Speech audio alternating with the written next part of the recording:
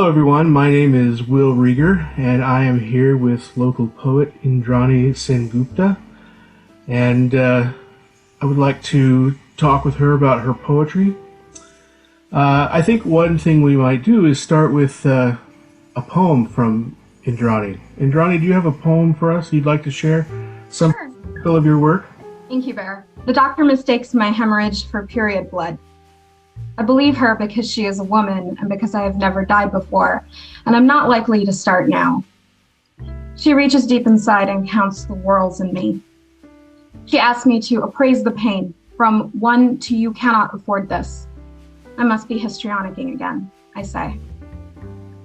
When the yolk splits, it is almost deferential, not the usual chuck meat flung into milksop, but a piddling.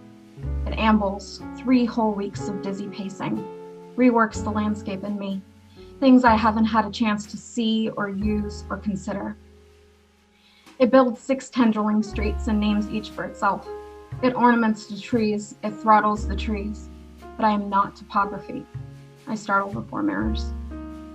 The male doctor says it is diet or else cancer.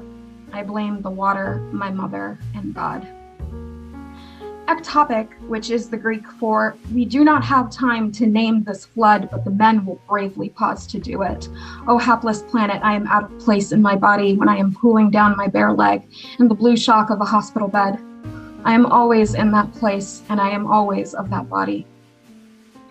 The doctors show my boyfriend the red, hard ambit of me, then burn the Polaroids. I do not get to take my tube home like teeth to love on or maybe pickle. It is routine how women sometimes fisher, unbidden through no fault of God's own. No, I do not have a number, but let's call it 9. No, I do not have a word for this. Only the nurse who keeps me vigil and repeats her children's names like wording. Thank you, Indrani. That is a very raw and personal poem, very intimate. I'm curious how you get to the point of revealing information like this.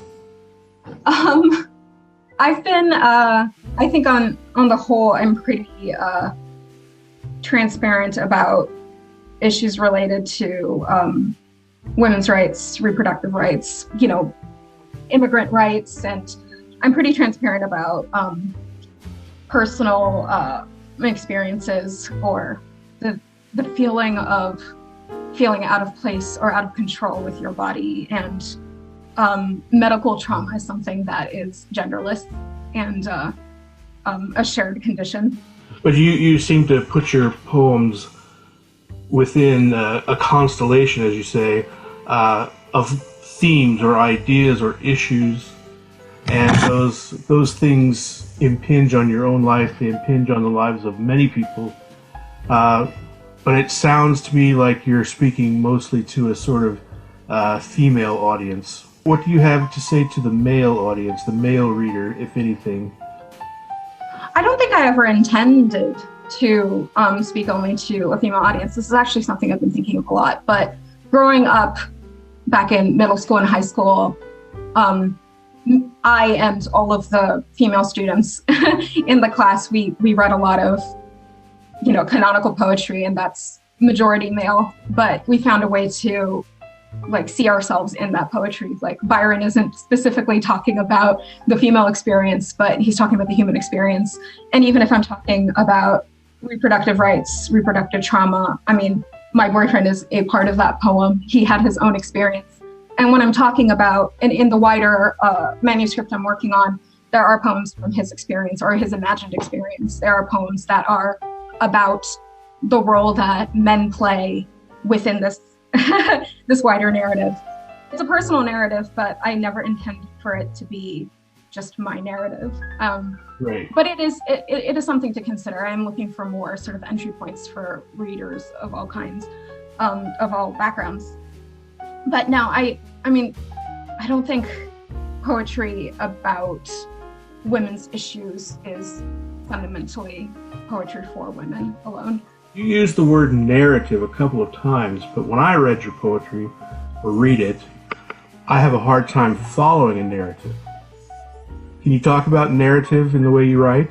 It's funny because I've written some pretty narrative poetry in the past, and I think, Will, you've just been encountering a particular subset of poems that I've been working on at the moment that are far less narrative. But the way that I see them all sort of interacting together, it is, at least in my mind, still speaking to a narrative. I read a lot of non-narrative poetry. I enjoy non-narrative poetry simply because of the potential it has to kind of populate sort of limitless narratives, because you're not anchored to a particular A to B linear story. There's the potential to kind of, for the reader to inhabit a moment or a mood or a meditation upon a particular subject. Sorry, that's so many M's. A moment, a mood, a meditation. I think that especially for when you're dealing with a story that is ongoing, or a trauma that is ongoing, or honestly any subject that is hard to put into words, a non-narrative sort of approach is often very useful for on the poet's side. When I read your poems, I find them quite dazzling. I mean, there's a lot of texture, a lot of color, a lot of light in them, and I'm curious how you gather that, pull that all together. It's a lot of research. Sometimes when I sit down to write, there's really no such thing as inspiration involved in the process. It starts off as several hours of grunt work and trying to pull together language and images. I think that's great. And so you take a character or an image, insert it in your poem. Do you worry at all that the reader can't follow you to that depth of understanding or knowledge? Sometimes, yeah, but I hope that, I think about my own experience with a lot of dense poetry, which I think is very similar to other readers' experience with my denser poems, which is, in a first read, you hopefully enjoy the music and the texture of the imagery and the sort of emerging relationship you have with the speaker. The one thing I try and always offer as an anchor point is a clear tonality, and like you know that the speaker has attitude. Sounds right. Sounds very sassy, but I try and make sure that the speaker has like a body to them, like even if it's not me. And so I'm hoping that that's like a point of intimacy that makes you want to like read deeper. I think oftentimes a relationship with a poem is very much like a relationship with a person, where the first impression isn't really the last impression, especially once you get to know them better. The poem will never do your dishes.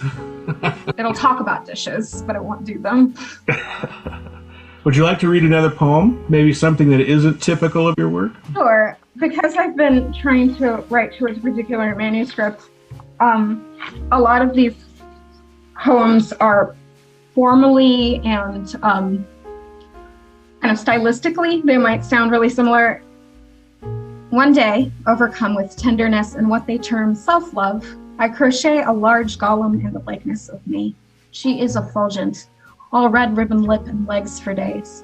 I call her sweet diminutives of my name, teach her rosemary and other slippages, good herbs from bad herbs, as if I would know. The pleasure one can draw from small poisons. I tell her what it means to be a good woman, then a bad woman, then the woman who strips off her chemisette to eat the bowl of porridge in the bedroom alone by the light of some vestal moon. I tell her this is how every witchcraft begins, with the bored or lonely woman and her mirror.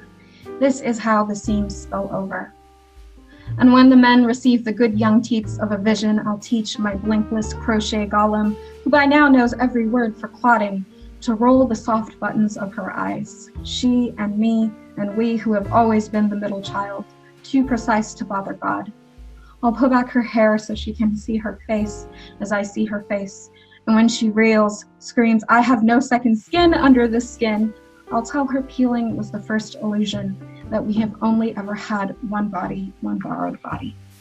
When I hear the poem you just read, I hear something slightly different from the first poem you read. Yeah. It's more narrative in this one. Yeah. Explain that difference, maybe how your mind was as you wrote it.